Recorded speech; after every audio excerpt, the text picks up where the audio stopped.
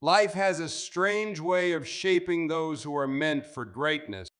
It rarely begins on the mountaintop.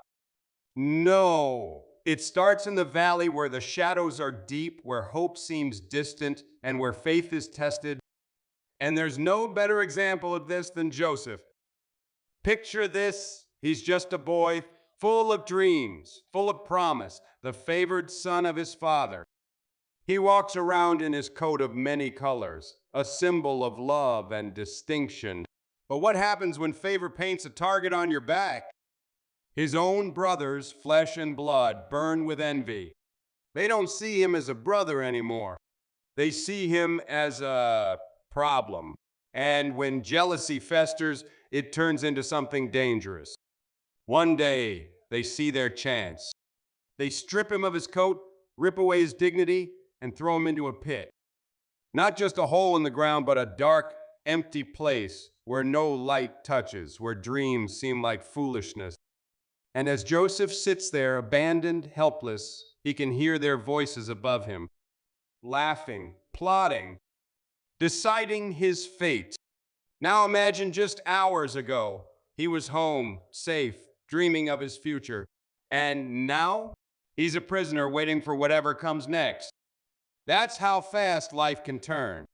One moment, you're standing in the warmth of love, and the next, you're tossed into a pit with no way out. But Joseph's story doesn't end there. His brothers pull him out not to set him free, but to sell him. Chains are placed on his hands, and he's dragged away to a foreign land. Can you imagine? The people he trusted most betrayed him, and now he belongs to strangers. The road to Egypt is long, and every step away from home must have felt like another dagger to his soul. In Egypt, he becomes a slave, not a prince, not a leader, a slave. From favored son to a servant in another man's house. And just when things start to look up, when he gains trust, when he proves himself, he's falsely accused, thrown into prison. Another pit, another valley. Now, pause for a moment. If Joseph had given up, if he had cursed God, if he had said, "This is unfair, I don't deserve this," who could blame him? The pain was real. The betrayal was real. The injustice was real. But so was God's plan. You see, what Joseph didn't know was that every valley was leading him somewhere. Every betrayal, every loss, every moment of despair was setting him up for something greater. Because while Joseph sat in that prison, God was preparing a throne. And then, suddenly, everything changes. Pharaoh has a dream no one can interpret. And word reaches the palace about a prisoner, a Hebrew, who has a gift. They call for him. And in a single day, hear me now, in a single day, Joseph goes from prisoner to prime minister. One morning, he wakes up in chains, and by evening, he wears the robes of royalty. Now, you tell me that wasn't an accident. That wasn't luck. That was divine design. Because the pit was necessary. The betrayal was necessary. The valley was necessary. Without them, Joseph wouldn't have been ready for the palace. Years later, when famine strikes and his brothers, the very same ones who betrayed him, come begging for food, they don't recognize him. But he recognizes them. And at that moment, Joseph has the power to destroy them. He could have repaid evil for evil. He could have said, "Now you will suffer like I did." But do you know what he said instead? He looked them in the eye and said, "You meant evil against me, but God meant it for good." Think about that. What the enemy meant to destroy you, God will use to elevate you. What people meant for harm, God will turn into your greatest testimony. That pit you're in, it's not your end. That betrayal you faced, it's not the final chapter. Your valley is only the beginning of a greater story. If Joseph had never been thrown into the pit, he would have never gone to Egypt. If he had never gone to Egypt, he would have never entered Pharaoh's house. If he had never been falsely accused, he would have never been put in prison. And if he had never been in prison, he would have never been called before Pharaoh. Everything, listen to me now, everything was leading him to where God needed him to be. And I wonder how many of you today are in that valley. I wonder how many of you feel abandoned, rejected, betrayed by the very people you trusted. Maybe life was good, and then suddenly everything fell apart. Maybe you lost your job. Maybe you lost a friend. Maybe the dreams you once had seem impossible now. I want you to hear this deep in your spirit. Your valley is not your final destination. God is using it. You may not see it now, but one day you will look back and say, that's why I had to go through it. That's why I had to suffer. That's why I had to be broken, because God was building something greater in me. Joseph's story teaches us that success doesn't start in the palace. It starts in the pit.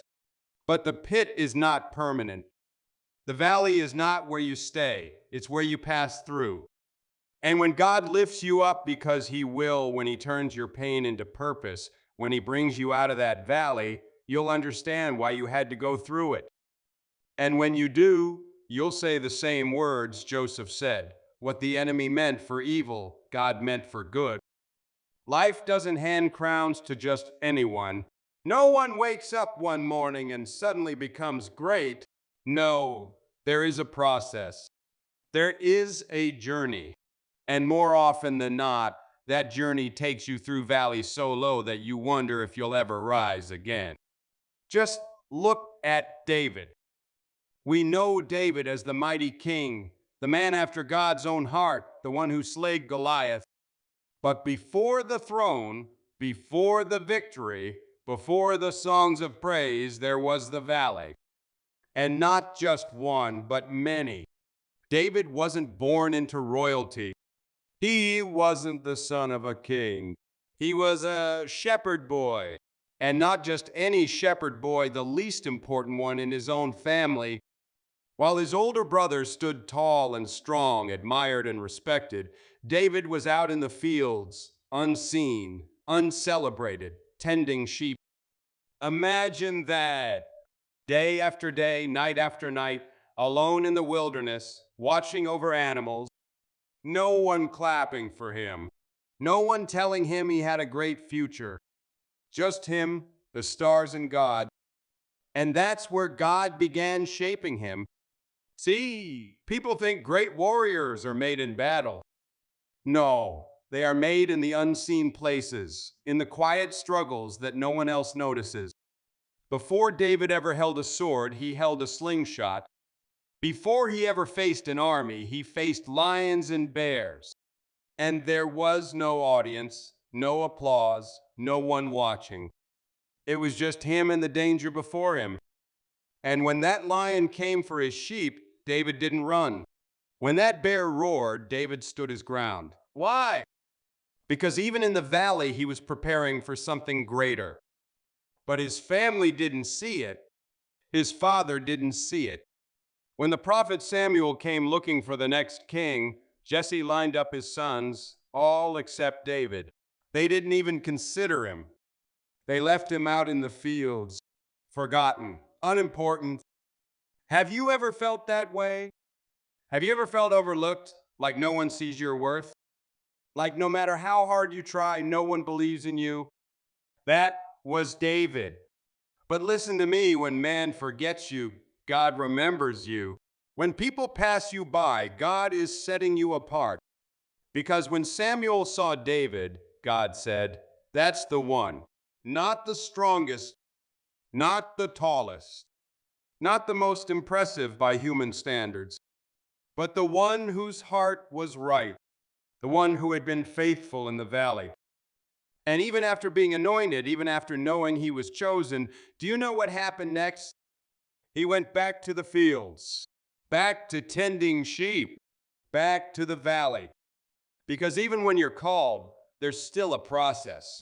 Then came Goliath, the giant that made the whole nation tremble.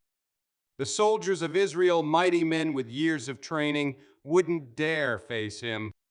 But David, this young, unknown shepherd boy, stepped forward. And his own brother, listen to this, his own brother mocked him. What are you doing here? Go back to your sheep. Sometimes the people closest to you will be the ones who doubt you the most. They'll tell you you're not ready, that you're not enough, that you should just stay where you are. But David knew something they didn't. He knew that the valley had prepared him. He had already faced giants just in different forms. Goliath laughed when he saw him. The army doubted him, but David knew his God. He picked up 5 smooth stones, stepped onto the battlefield, and with one shot, he brought the giant down. But here's what many people forget after that great victory. After that moment of triumph, the valley came again. King Saul, the man David had once served faithfully, turned against him. Out of jealousy, out of fear, Saul hunted David down like an animal, and David had to run. He had to hide in caves. He had to live like a fugitive. Think about that. He had already been anointed king. He had already been promised the throne. But instead of wearing a crown, he was wearing rags. Instead of ruling a kingdom, he was running for his life. And there were moments, I'm sure, when David wondered, God, where are you? You said I would be king. You called me. You anointed me. Then why am I in this valley again? Have you ever felt that way? Have you ever been sure that God gave you a promise, but now everything seems to be falling apart? You were moving forward, but suddenly you lost everything. You thought you were heading toward your purpose, but now you're in a place of pain, confusion, loneliness. David could have given up. He could have said, this is too hard. Maybe I wasn't meant to be king after all. But he didn't. He kept trusting. He kept believing because he understood that the valley wasn't the end of the story. And in time, Saul fell. The throne opened, and David stepped into what had been promised to him. But by then, he was no longer just a shepherd boy with dreams. He was a man who had been tested, refined, and strengthened by the valley. You see, God doesn't promote people who haven't been prepared. And the preparation doesn't happen on the mountaintop. It happens in the valley. Some of you are in that valley right now. Some of you feel stuck, like you're fighting battles no one sees. You're facing lions. You're facing bears. And it feels like no one notices, no one cares. But let me tell you, this is where God is building you.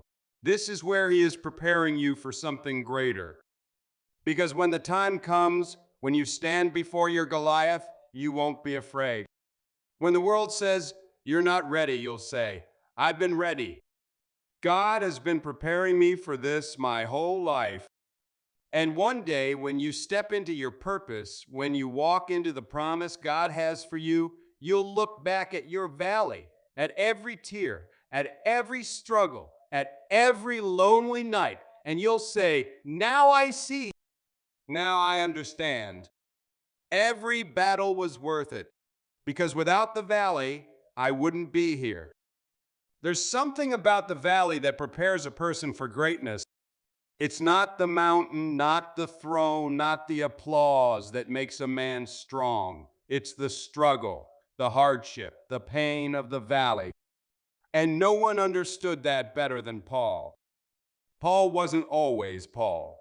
He was Saul, a man of power, a man of influence, a man who believed he was right. He wasn't some common criminal. He was educated, respected, feared. He thought he was doing the work of God, hunting down Christians, dragging them from their homes, watching as they were beaten, imprisoned, even killed. And in his mind, he was justified. He believed he was serving righteousness. And then came the road to Damascus. He was riding strong, confident, convinced of his mission, when suddenly a light brighter than the sun knocked him to the ground. And a voice thundered from heaven, "Saul, Saul, why are you persecuting me?" In an instant, everything he thought he knew crumbled. The man who had all the answers had none. The man who walked in confidence was now blind. They had to lead him by the hand like a child. And for 3 days, he sat in darkness, helpless, broken, shaken to his core. That was Paul's valley. That was his pit. And God let him sit there in the silence, in the unknown, until his heart was ready, until the pride was gone, until he was ready to see. And when his sight returned, Saul was no more. He was Paul, a new man, a man who no longer lived for himself, no longer walked in his own strength. But don't think for a moment that after that, everything got easier. No, that was just the beginning. Because the moment he started following Christ, the valley only got deeper. The same man who once held power, who once commanded respect, now became the hunted. The persecutor became the persecuted. They beat him. They arrested him. They threw him in prison again and again. 5 times they lashed his back with 39 stripes. 3 times they beat him with rods. Once they stoned him and left him for dead. Imagine that. The very people he once stood beside, the ones who once welcomed him as their leader, now wanted him destroyed. But Paul never turned back. He never stopped.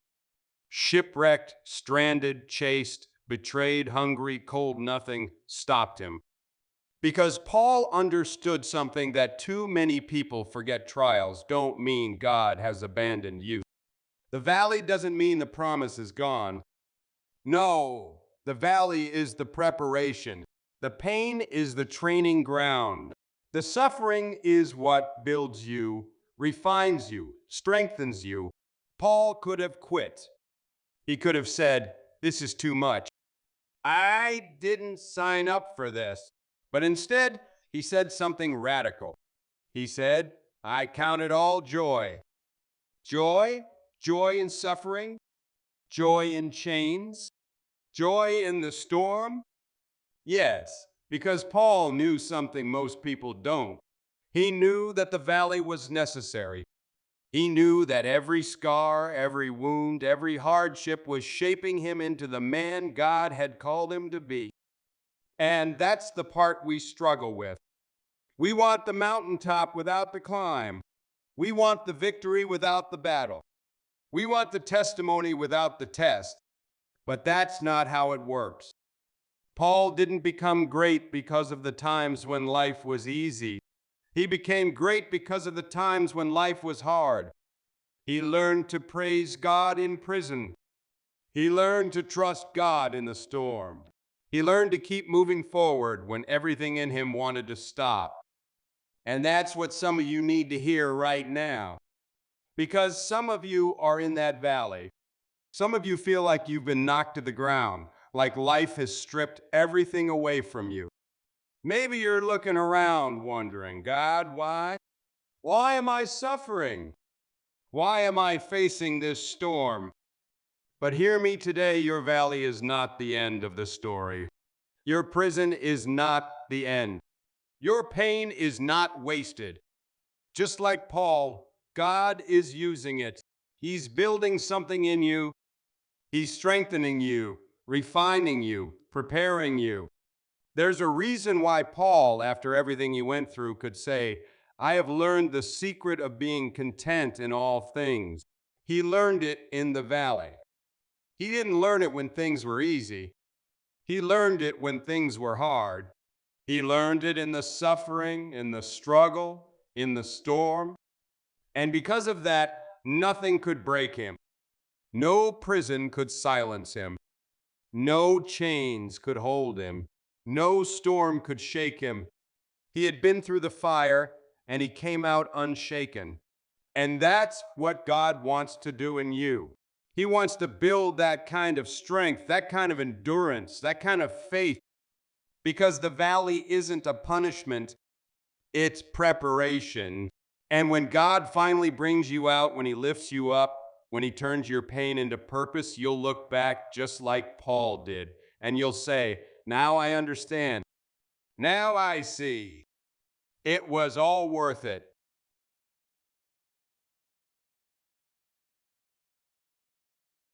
You can always tell when a person has been through the valley. There's something different about them. It's not just in their words, it's in their eyes, in their voice, in the way they stand. Because when you've walked through fire and survived, when you've been crushed but not destroyed, there's a strength in you that nothing in this world can take away. And that's the kind of strength God builds in his people. But here's the part no one likes to talk about. The valley isn't just about endurance. It's not just about making it through. No, the valley is about transformation. God doesn't just want to bring you through it. He wants to change you in it. Because the person who went in cannot be the same person who comes out. Think about Joseph. He was just a boy when his valley began. A boy with dreams. A boy who saw visions of greatness, of power, of purpose, and he believed it. He believed that one day God would lift him up. But what he didn't know, what he couldn't have known, was that before the dream could be fulfilled, he had to go through the valley. And, oh, what a valley it was. His own brothers betrayed him. His own blood turned against him. Can you imagine that? The people who were supposed to love him, the ones who were supposed to protect him, sold him like an object, tossed him aside like he was nothing. And suddenly, the boy with dreams of ruling was a slave, a servant in a foreign land. No power, no rights, no future. How do you hold on to a dream when everything in your life says it's impossible? How do you believe in a promise when every step seems to take you further from it? But Joseph didn't give up. He didn't let the valley make him bitter. Even as a slave, he worked with excellence. He was faithful. And because of that, he was lifted up. He was given favor. And just when things started to look better, just when it seemed like he was finally rising out of the valley, he was thrown right back down. Falsely accused, imprisoned, shackled in a dark, filthy dungeon for a crime he didn't commit. How many of you know what that feels like? To be doing the right thing, to be walking in integrity and still suffer for it? To be punished for something you never did? That was Joseph's reality.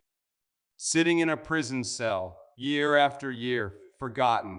No sign of rescue. No light at the end of the tunnel. I wonder if he ever questioned God. Lord, did I hear you wrong? Did I imagine the dream? Did I make it all up? But Joseph didn't let the valley break him. He kept his heart right. He kept his faith strong. And even in prison, even in the lowest place, he continued to serve, continued to help others, continued to trust. And then, in a single day, everything changed. The same Joseph who had been a prisoner, a forgotten slave, was suddenly called before Pharaoh. He interpreted a dream. He gave wisdom. And just like that, the chains were gone. The prison doors were flung open, and Joseph stepped into his destiny. But hear me, he wasn't the same boy who had entered the valley. The arrogant young dreamer had become a wise and humble leader. The one who was once immature, who once spoke too soon, had become a man who knew how to wait on God's timing. Because the valley had done its work. And when his brothers, the same brothers who betrayed him, who sold him into slavery, came before him, afraid for their lives, He didn't seek revenge. He didn't let bitterness win. He looked at them and said, "What you meant for evil, God meant for good." That's the power of transformation. That's what God does in the valley. He doesn't just bring you through it, He changes you in it.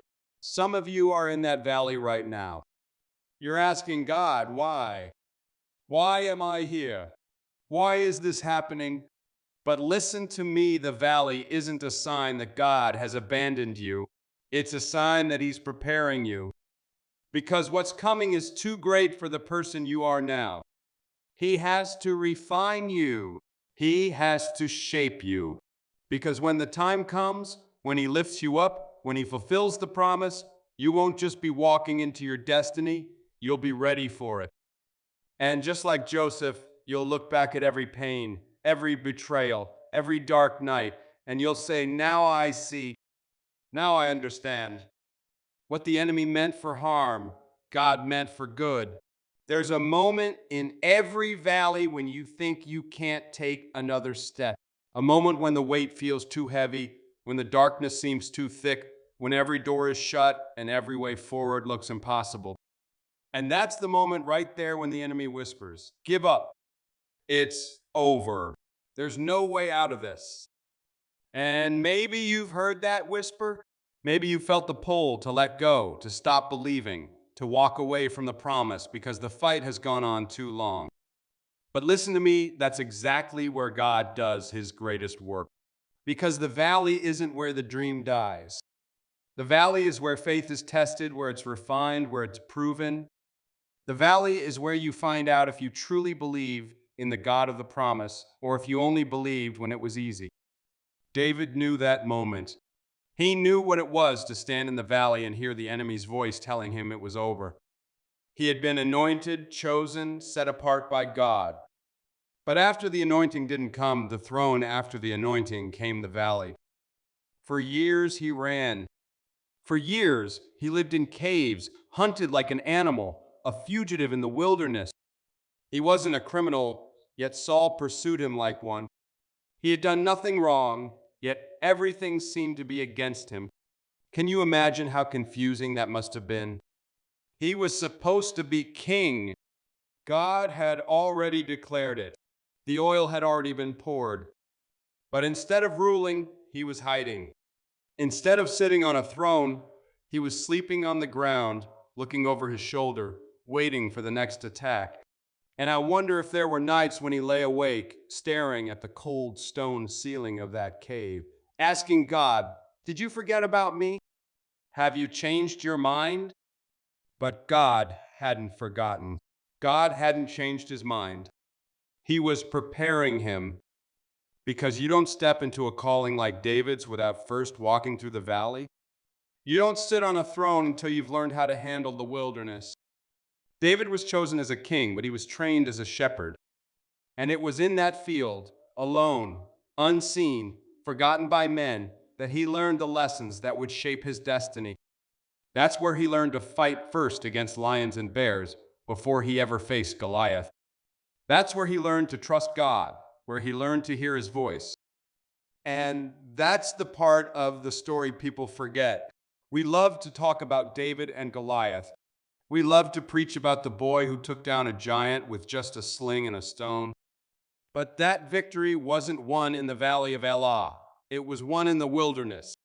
It was won in the secret place, in the lonely seasons, in the years of obscurity when no one was watching, no one was applauding. And some of you are in that place right now. You feel like you've been hidden, like you've been forgotten. But hear me today, you are not forgotten. You are being prepared. You are being strengthened. And when the time is right, when the moment comes, what God has promised will come to pass. But here's the key. You can't let the valley break you. You can't let the waiting make you bitter. You can't let the pain turn you away from the one who's shaping you. Because David had every opportunity to take matters into his own hands. More than once, he could have killed Saul. More than once, he could have ended the chase, seized the throne by force. But he refused. He refused to take a shortcut. He refused to make his own way because he understood something we all need to remember. If God gave the promise, then only God can fulfill it. If you try to force it, if you try to grab hold of it before it's time, you may get the throne, but you'll lose the anointing. David wasn't just called to be king, he was called to be a king after God's own heart. And that heart was forged in the valley. So, what about you? What's your valley? What's your wilderness? Maybe you feel stuck waiting for a breakthrough, waiting for a promise to be fulfilled. Maybe you're watching others rise while you remain hidden. Maybe you're tired, exhausted from the journey, wondering when God will open the door. Don't give up. Don't quit in the valley. Because one day, just like David, you will walk out of the cave. One day, the season of hiding will end. One day, the crown that was promised will rest upon your head. And when that day comes, you'll understand, you'll see that everything you walked through, every tear, every battle, every long night, was shaping you into the person God needed you to be. And just like David, you'll look back and say, it was worth it. There comes a moment when the valley ends. A moment when the suffering gives way to purpose, when the trial gives way to triumph, when the pain reveals its meaning. And if you've walked through the valley, if you've held on through the darkness, then you know there is nothing more powerful than a person who has been tested and remained faithful. Because the valley doesn't just break you, it doesn't just wound you, it remakes you. It strips away everything that doesn't belong. It humbles you. It strengthens you. And when you finally step out of it, when God brings you to the place He has prepared for you, you are no longer the same. Look at Joseph. He wasn't the same young dreamer who once wore a coat of many colors. The boy who had been thrown into a pit, sold into slavery, falsely accused, and left to rot in a prison, was now standing before Pharaoh himself, interpreting a dream that would change the world. And in an instant, his prison chains were gone. His rags were replaced with royal robes. The forgotten slave became second in command over all of Egypt. But listen, his valley wasn't just about him. The famine came. The world was starving. And one day, the same brothers who betrayed him, the same men who sold him into suffering, came to Egypt begging for food. And there stood Joseph, not as a bitter man, not as someone seeking revenge, but as someone who had been transformed by the valley. He looked at them and said, "What you meant for evil, God meant for good." Because that's the truth about the valley. It's never just about you. It's about the people you will save, the lives you will touch, the story you will tell. Paul knew that truth. He didn't endure shipwrecks, beatings, and imprisonment for himself. He endured them so that the gospel could reach the world. He understood that the pain he suffered wasn't wasted. It was producing something greater. David knew that truth. The years of running, the caves, the nights of crying out to God weren't just about him. They were shaping him into a king who would lead with wisdom, with compassion, with the heart of a shepherd. And that's what some of you need to hear today. You've been asking God, why am I going through this? But what if the answer isn't just about you? What if your valley isn't just shaping you, it's preparing you to save others? What if your suffering is meant to produce a testimony that will set someone else free? What if your endurance is meant to show someone else that they can survive? Because there's someone out there right now walking through the same darkness you've walked through. There's someone crying out to God, wondering if they'll make it, wondering if He hears them. And one day, when you've come through the valley, you'll be the one to tell them, hold on, I've been where you are. And God was faithful. That's what it's all about. The valley isn't the end. The valley is the proving ground. The valley is where faith becomes real, where trust is tested, where warriors are made. And when the time is right, when the preparation is complete, when God has finished the work He started in you, He will bring you out of it. Not empty, not broken, but stronger, wiser, and ready. And you'll stand in the place of promise, Look back at every tear, every trial, every moment you thought you wouldn't survive, and say, now I understand. Now I see. It was all worth it.